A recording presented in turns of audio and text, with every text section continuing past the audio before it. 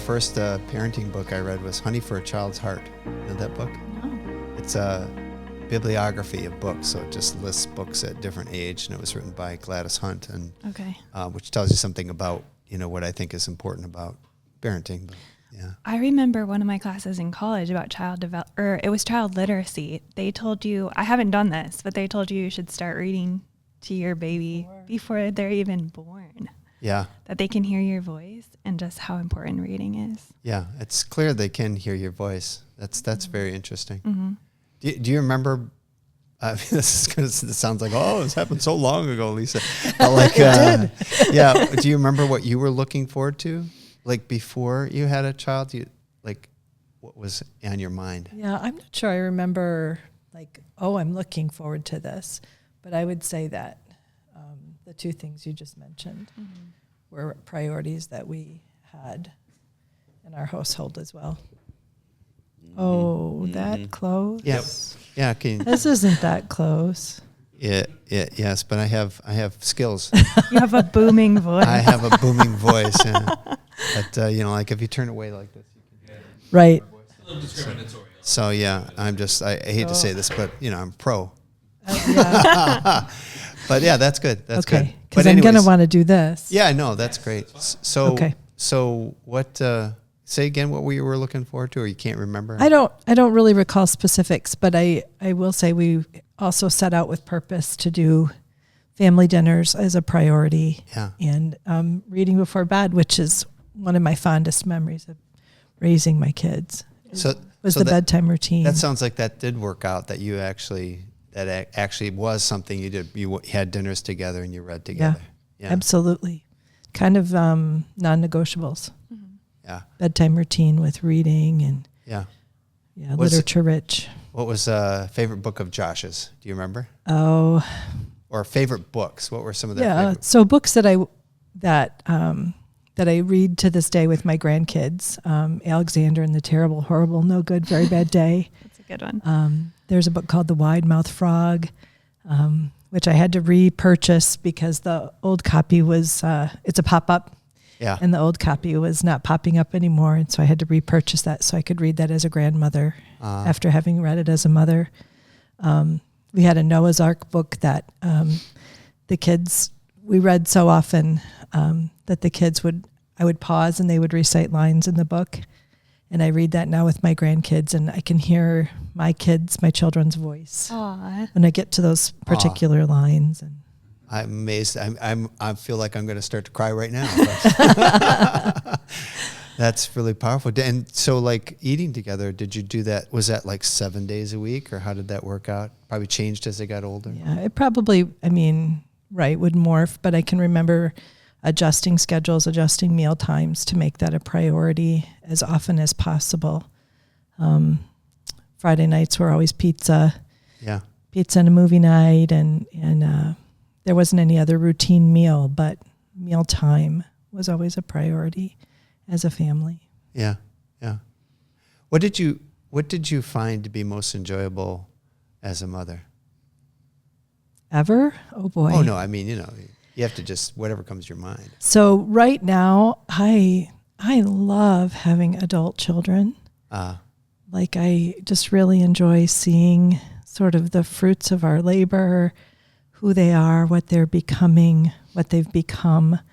I love sharing jokes with them and seeing adult humor in them. I think mothering adult kids is great. Now, young adult kids would be a different story. I found that very challenging. Young adult, like how old are you thinking? I'm thinking late high school, college. Okay. 16, 17, 18, 19. Sophie's not much older than that now, but I would say as I look back, if you asked me, are you going to ask me what I found the most difficult stages? Eventually, we're going to stay on the enjoyable here. Okay. So, yeah. Because that's what I would say. The young adult years. Yeah. And what do you think will be most enjoyable for you as a mother? I feel like just seeing his personality come out and learning who he is. Yeah. I'm really excited for that because right now I have no idea. So Yeah. My hunch is it'll be a combination of you and Heath, which everybody loves you. So this is going to be a lovable child. yeah, it'll be fun to see like what characteristics he gets from both of us and who he is. Yeah. Well, you know, as a children's ministry director, you're sort of the mother of our entire ministry. Do you I don't know if you think about it that way. I don't think about it that way. But I think the children, I just see the children just respond to you. So, and you're so effortless with them and you clearly love them. So I just think that's going to be, really important as you mother, that's going to be a part of it. Like you enjoy children. Yes, I do. And you've really always enjoyed children, right? Yes. When did you start to realize you'd be like a children's ministry director? When did you want to be a mother? There's two different questions there. I think they're a little bit related. I knew when I was really young I wanted to be a teacher. Oh. And so, yeah, probably like in middle school, I was like, yep, that's what I want to do. Yeah. And I never changed my mind about that. I felt so confident in that. And then God kind of redirected me to children's ministry, which is similar to teaching. Yeah. And definitely feel like this is where he wants me. Why did you think that about being a teacher? I've always loved kids. I love teaching. Yeah. Did you have a little mini chalkboard in your room and then you would do lessons for your dolls? I loved playing school. I played school all the time. It just was, I never thought about anything else really. It just seemed like the obvious choice for me. Yeah. Well, it's very clear that you enjoy, ministry, and it's very clear that you're really going to enjoy having children. Are there other thoughts about what you think you'll enjoy relative to? I think what I just mentioned about having like family routines, I think I'm really looking forward to that. I think that will be really fun to like establish our own family rhythms. Yeah. Yeah, there's a lot of things I'm looking forward to. I'm looking forward to when he gets to school, like connecting with other families, getting to know other kids the same age. Yeah. Yeah. Connecting with other parents. And Lisa, I was thinking, like you've started with adult children, and then there's the turbulence, which we'll talk about in a little bit. But like when they were younger, there's some implication that you really enjoyed that, or like what did you really enjoy about children as they were born? Sure. I've never been like gaga over babies. Uh-huh. Like I loved my babies and I loved having them, but I was, I think I enjoyed them more as they started to develop a personality, be able to respond and give feedback and things like that. I was a career person, didn't ever anticipate like being a stay-at-home mom. Yeah. And God called us to do that and provided a path for us to do that. And I wasn't sure how I was going to feel about that. And it turned out to be just the biggest blessing of raising our children, is that I was able to be home with them and work through day in and day out things with them. And I always wanted to be the home where the friends came. And that was always something that we enjoyed doing and being and having kids in our home. And tell me about that. You were saying earlier about that. I wasn't sure how you'd feel about that, like that inflection point. Like, what was it that you were thinking that made you go, I don't know how it's going to work out for me to be at home? Is that what you were saying? Right. So when Josh was born, I didn't go back to work. Uh-huh. And that took me by surprise. I had anticipated doing that. And I didn't go back to work, and I was home with him for the first 8 months of his life, and I was really unhappy. Not with my child, but just with being home. And so when he was 8 months old, I went back to work. Okay. And worked then until Sarah was born 3 years later. And again, felt the Lord say, nope, you're supposed to be home with your kids. And so I quit work then again upon Sarah's birth and stayed home. And I had a lot of apprehension about that, what that was going to look like and how that was going to feel. And at that time, well, we were here. We've been here for a long time. And we plugged in with a small group of other young families and other moms that were stay-at-home moms. And think that made all the difference. Yeah. To have a community of people, like-minded people and like-minded mothers. And a couple of those households became kind of I would call them our lifelong besties, where we exchanged kids back and forth readily and easily and frequently, and just raised our families together. Yeah. And that made a huge difference. Yeah. Just to be able to be in the home. Any other challenges that you felt as a... At different times. There's certainly, with multiple kids, you get all sorts of fun dynamics amongst the children. And I can remember just fervently praying for several years in the middle there, that my kids would be friends. Please, Lord, let them be friends with one another. And it's pretty cool to see now that they're in adulthood, that they are really good friends with one another. And I just think that's such a huge blessing. Yeah. Well, that always doesn't go, easily, right? Right. Like, what were some of the challenges to their getting along, I guess? Oh, gosh. I think just typical stuff, typical sibling rivalry for attention, different personalities. My oldest was very scholarly. My youngest was a little bit of a spitfire, knew how to push his buttons. Yeah. Yeah. I don't want to throw anybody under the bus here. No. That's what this is for. Let's throw people under the bus. Here, let me show you. No. Do you feel like you know kind of what the challenges are going to be for you to be a mom? No. I mean, I know I'm worried right now about not sleeping much. I love my sleep, so I'm worried about that. I'm sure like balancing work and taking care of a child. I think those are my biggest worries right now, is just looking forward to like the baby stage. I'm like, oh boy, my whole world is going to change. So obviously you can't exactly know what it will be like until you get there. Yeah. It's interesting that we've ended up talking a little bit about work-home balance.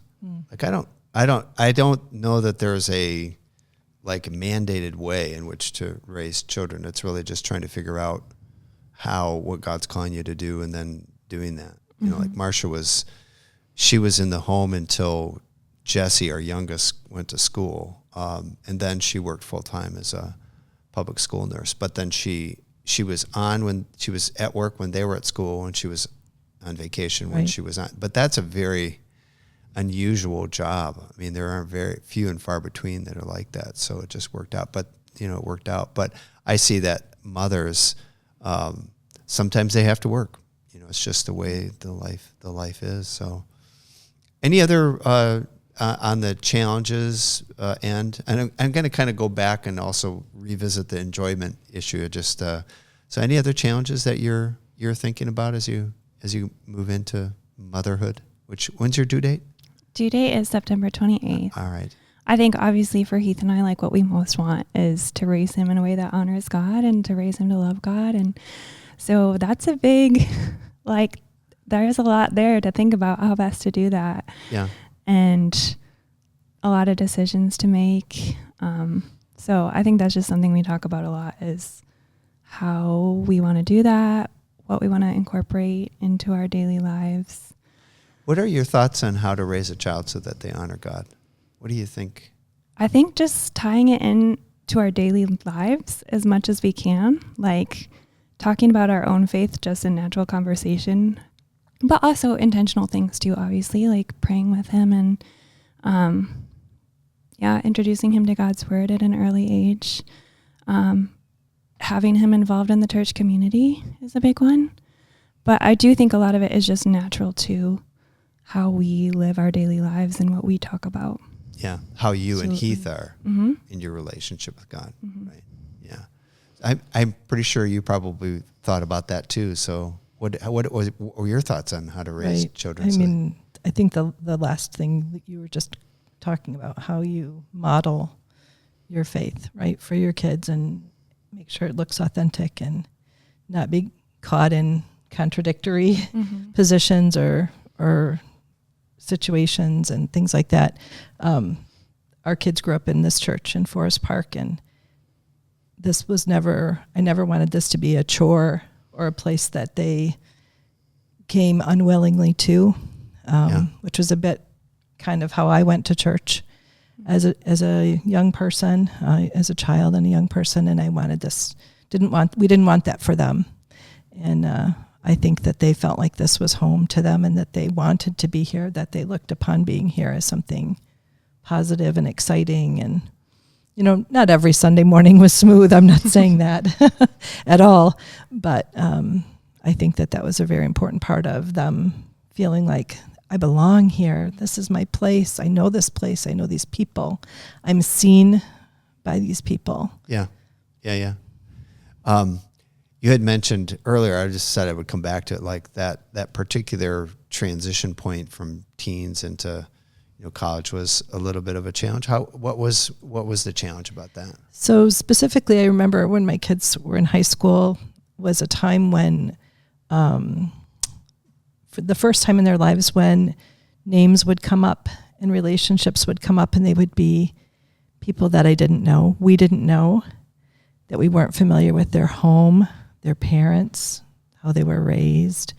We found that very challenging, kind of trying to learn to trust your children's judgment and hope that you had given them all they needed to be discerning and, make good choices. They were spending time away from us. I mentioned that we had tried to be the home where they were, and as they grew older in high school and certainly went off to college, I found that very difficult. It also feels weighty when you're encouraging your children to start making decisions on their own for the same reasons, and in knowing that perhaps decisions could be made that could have lifelong implications. Yeah.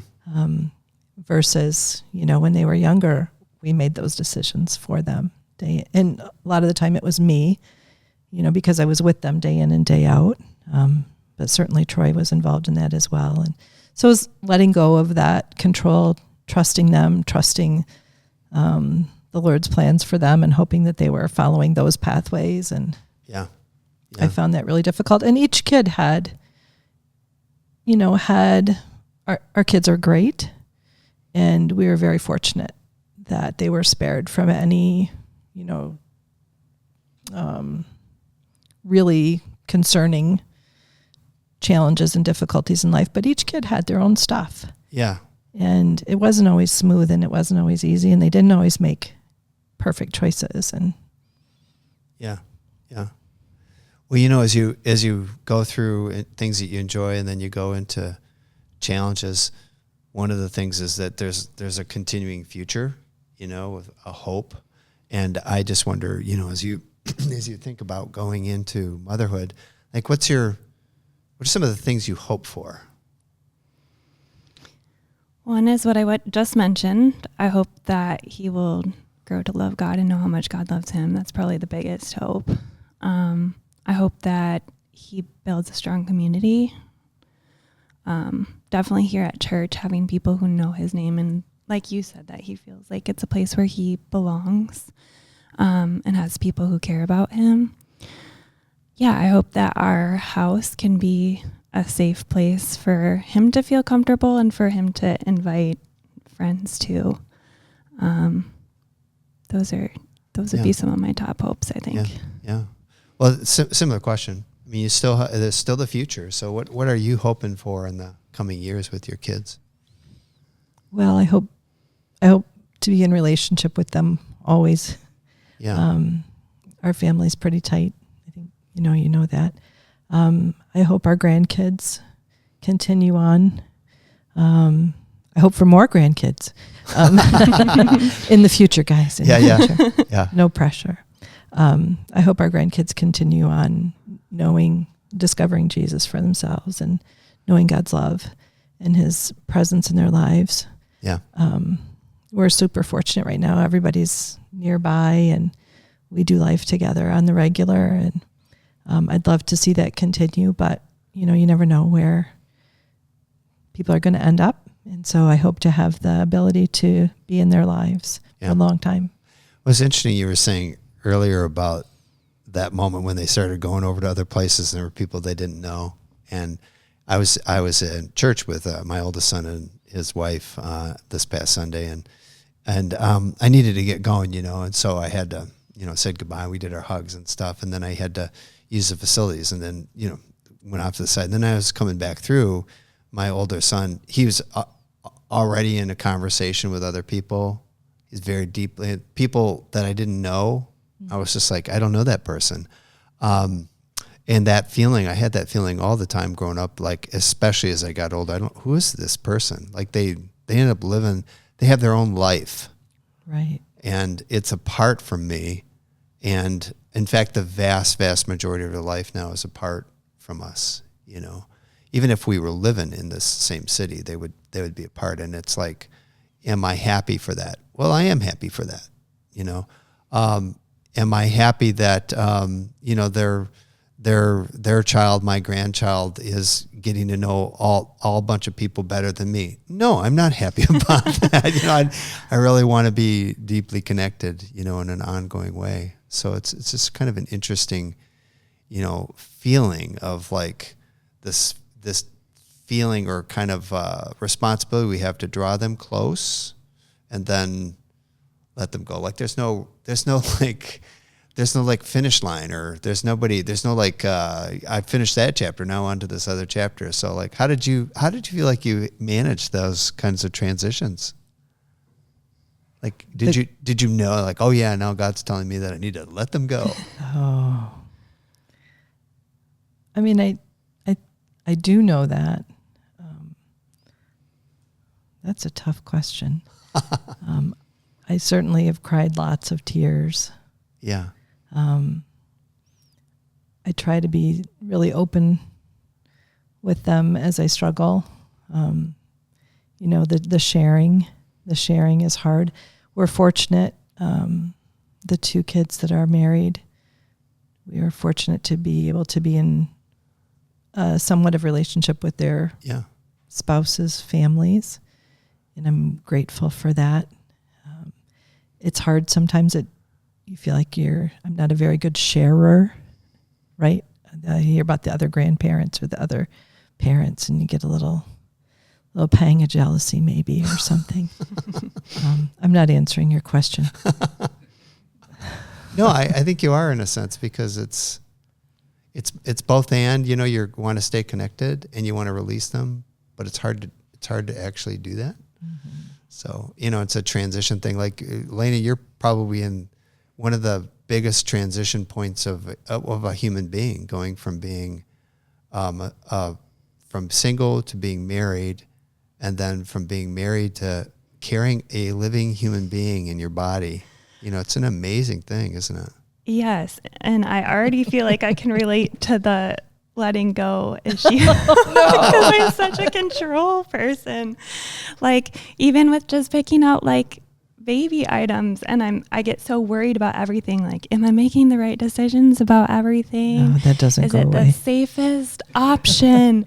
And thankfully Heath is like so calm all the time and just like very steady, which I'm not. So I'm thankful for him, but I already struggled with that. Like, ultimately it's not up to me. I can make the best choices I can, but ultimately I can do everything in my power, but I still can't keep him safe. And it's up to God. And I was just reading this weekend when I was really struggling with a lot of anxiety about all those different choices. In 1 Samuel, Hannah, when she's like praying for her son, and then ultimately at the end of the chapter, she says like, God, you gave me this child and he belongs to you. And I think that's a verse I'm like, okay, I'm going to have to probably always keep reminding me of that. So yeah. No, the connection to our children is so deep, and it's in your body. Like, so at one point we moved to Minnesota. We were in Ann Arbor. We moved to Minnesota, and my oldest son drove us out there, and we went and got everything sort of settled. And his flight was canceled in the morning, and then he had to fly out. So I had a few extra hours with him. So then I drove him out to the airport, and he flew away. And we had never been more than we were always in the same city. And he flew away. I drove away, and I just was like so overcome by the pain of that I was just, I had to scream, and I was just like, whoa, where did that come from? And then it was okay. Then I had to kind of put it in the Lord's hands, and, they're great sons, great daughters-in-law, of course, a great granddaughter, perhaps the greatest of all granddaughters. No way. But the Lord just, you put that into the Lord's hand. You put your pain into the Lord's hand. The Lord takes it away from you and helps you. Because I do think that, and we've used this word a couple of times, so I'd like to have a little reflection on the word control. So you could use a different word. A different word would be like directed, intense, and like planning and stuff. But control itself becomes more. It's a harder word, and we all feel that. So how are you thinking about working through that? So we'll start with Lisa, because you mentioned it really. Like how do you process that as something that's both a good and a thing that you need to release, and how did you do that? I think when I think back to parenting my kids through school age kids, and all the activity and the flurry of junior high and high school and busyness, and it definitely feels like control, like management control, right? Yes. And I'm not talking necessarily about the decisions they're making, but just like managing the flow of life and keeping all the plates spinning and the taxi cab rides and the whatever. And then it kind of slows a little bit, right? And it is they head off to college and into their adult life, and it becomes more philosophical, like as they're talking about making life decisions or making choices about who they're spending time with or how they're spending their time. And then that's when I had to kind of focus on, am I trying to control this? Am I trying to control who they're becoming and the choices that they're making? And it took a real effort, a lot of prayerful consideration, a lot of discussion with a couple really close friends who had children going through the same types of times in life, about how we were doing that, how we were trying to listen and not speak, how to ask questions of our kids. And I learned at some point, that when my kids talked to me and would share with me, I would say to them, are you looking for my opinion, or do you just want me to listen? And that took a lot of self-discipline on my part, to not offer my opinion when they would say to me, I just need you to listen. Okay. A lot of tongue biting and things like that. But I think I've gotten better with practice. Yeah. On letting go of those times when I want to share, I want to take control. I want you to listen to what I have to say, and I'm not always good at it, but yeah. I think you're great at it, actually. Yeah, so I agree. Yeah. So, and that kind of going back, you'd already talked about Hannah, but there are other things that you've thought about in terms of just letting go of control. I think I've had to learn it a lot in my own life, because I am a planner by nature, very much so. And so still have a long way to go. But I think in my own life, so many times I've had to give God control and realize there's only so much I can do. Yeah. And so I think it's just going to continue to be a lesson that God teaches me over and over. What are your spouses like on the control spectrum? Or Heath, is he a controller, not a controller? He's not at all, which definitely worked out really well for me, I think. He is very kind of go with the flow and take things as they come, and he'll say so many times, like, we can't control the situation. Yeah. Which sometimes it's like, but yes, we can control things, and at the end of the day, we can't. And so I think that's been really helpful too, just in those moments where I get so worried about different things and in my head, for him to just be like, we can't do anything about it. We have to trust God to take care of it. And it might not go the way we think in our heads, but God's got it. Yeah. I do think that he probably benefits from your planning also. I know that our church does.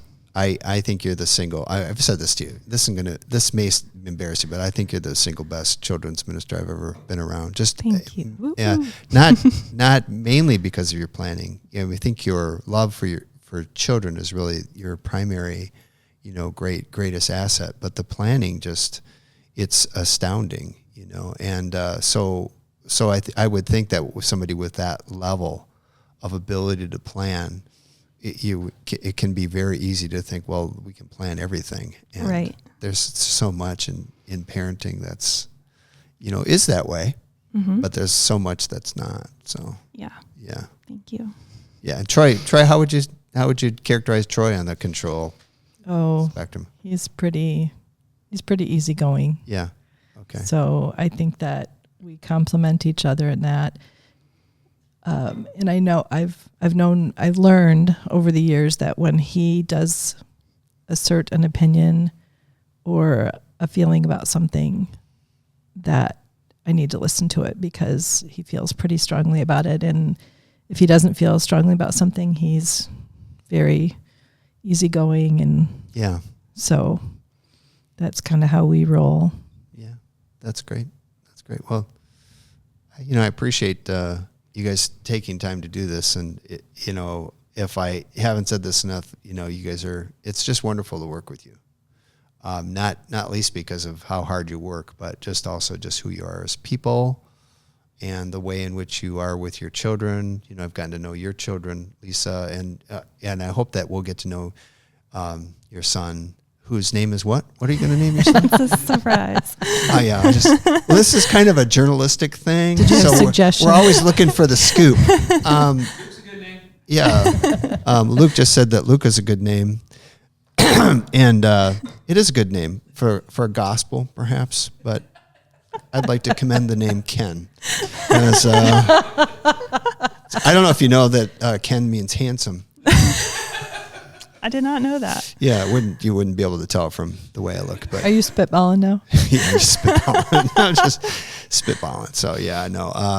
One other thing, I'll just say this. This is Lisa Recknagel, who is our office manager. I'm always trying to make sure that's the. I think technically it's office administrator. Office administrator and Alaina Carpenter. I still sometimes say Alaina Carpenter, who's our children's ministry director. So it's been wonderful for you to be here. So anything else that you're like, oh man, I really wish Ken would ask this question, but he didn't ask that question? Or are you out of answers? No? I don't ever wish there's a question that you would ask that you didn't ask. Oh. Okay. Well, it used to be, we had this category in our staff meeting, which was other. I know. And I put the other, then I finally figured out a way of putting our staff agenda so that I cover everything in the other agendas, right? Mm-hmm. But you often have other things to say, so are you?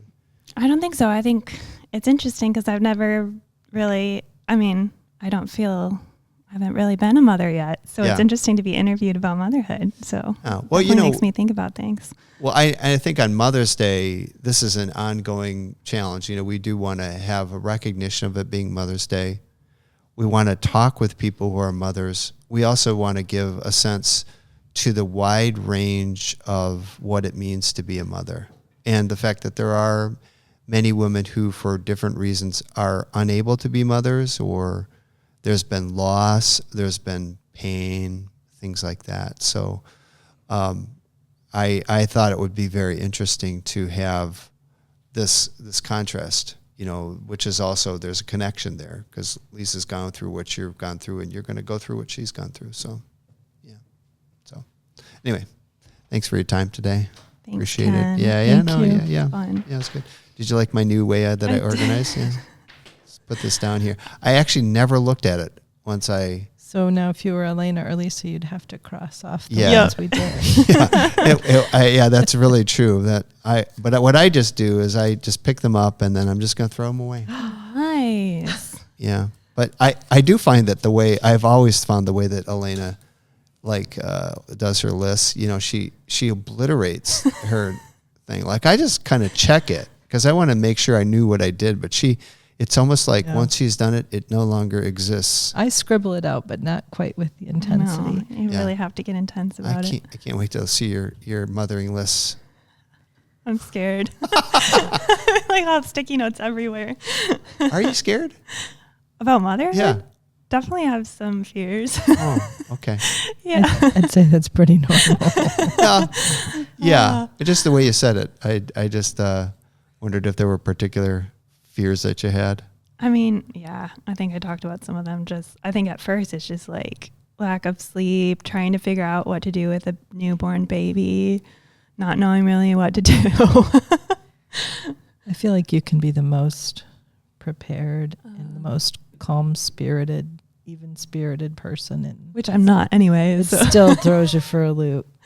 I remember when Liz Morales had Noah and I was going to take a meal off over to them and I was like, oh, I'll just drop it on your porch. I don't need to come in. And she's like, oh no, come in. And she like gave me a tour of their house. He was like 3 days old and she was like so calm, so chill. She was really chill. I can't picture. I would love to be that calm, her. but I can't picture myself being that calm as she was. Well, it's interesting when you have your children are married to these really incredible families. Like Jesse's married to Kaylee. Kayla's got a great family. And then Kendra's married to this family, a great family. And they're just different, And so sometimes like I'll look at a family and I'll just be like, man, I wish we were X, Y, or Z, like more of this, like calmer, for instance, or more directed. And it's just like, I think then people look at our families and just go, I wish we were like them. And, it's easy to just get lost in what's not instead of, affirming what is. Like, I think you guys are going to have the most amazing red-haired son whose name again is, what are you? You're not going to get it out of me. Joe tried to guess. He sent me multiple lists of boy names and he's like, is it any of these? Well, you just don't even say. You just go, I don't. But he actually got some, like he didn't pick any that were actually our two top choices, but he had some names that we had actually thought about. So he was kind of close. And were they close to the name actually that you're going to choose? It wasn't, he never had the name that we were probably going to choose, but he was actually, I was impressed. He like kind of knew the type of names that we like. Yeah. Like a name that would rhyme with like heaven, for instance, like Kevin. Why Kevin? That's a funny name. Then if you named it Kevin, then you could do that Home Alone thing, That's which true. was Kevin. And every time our printers don't work in the kids' wing and we have to do a test print, it's Kevin from Home Alone. So I wouldn't have to ever print him an actual name tag. Oh, now you're thinking. I know. You mean the name is Kevin? What was his last name? McAllister? Kevin McAllister. So if we have to run a test print, which is like every Sunday, Kevin McAllister, and his medical needs are fear of being left alone. Yeah. Well, I can just tell you, as a church family, we've left our children at church and gone home only twice. You'd think only once would be the what you would say, but only twice. And my parents left me at church, and I'm an only child. So, should we talk about that? Childhood drama. Oh man, did you ever get left at church?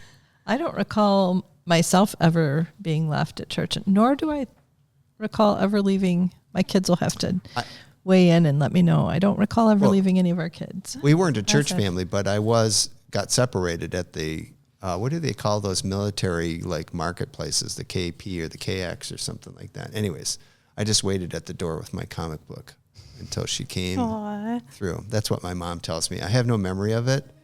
It's strangely blocked out. Yeah, in fact, that whole the next 5 years were blocked out. I think. No, anyways. Well, we're ready to get going. Luke's giving us the wrap up. I know. He's like, come on, guys. Thank you, Ken. That was fun.